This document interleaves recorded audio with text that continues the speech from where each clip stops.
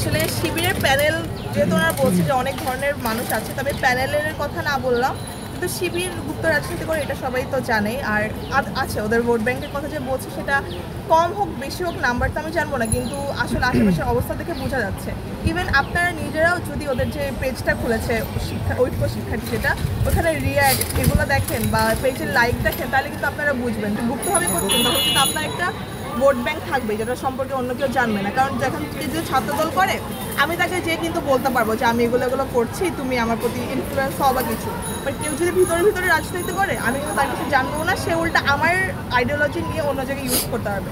তো হ্যাঁ, ওদের একটা ভোট ব্যাংক আছে, কিন্তু আমরা যারা কোনো পলিটিক্যাল পার্টির সাথে যুক্ত না, আমাদের তো সাধারণ শিক্ষার্থীরা আছে যারা কোনো পলিটিক্যাল আইডিওলজিতে বিশ্বাস করলেও কোনো দলের সাথে সংযুক্ত নাই, তারা তো জানে যে তাদেরকে হচ্ছে গিয়ে ভোট দিলে তারা নিজেদের জন্য কাজ করবে। আমাকে ভোট দিলে আমার কোনো পিছনে কোনো দল নাই, আমি অবশ্যই শিক্ষার্থীদের জন্য কাজ করবো। অন্য কোনো পলিটিক্যাল দলকে যদি ভোট দেয়, হয়তো বা ওইটা হতেও পারে যে তাদের একটা এজেন্ডা থাকতে পারে যে তাদের নিজেদের দলকে সামনে নিয়ে আসা। এখন এটার বিবেচনা শক্তি, যেহেতু সবাই ইউনিভার্সিটিতে পড়ি, সবার বিবেচনা শক্তি নিশ্চয়ই আছে। তো স্টুডেন্টকে মানে শিক্ষার্থীদেরকে এটাই বলবো যে সব কিছু বিবেচনা করে তাদের কাছে যাকে যোগ্য মনে হয় তাকেই ভোট।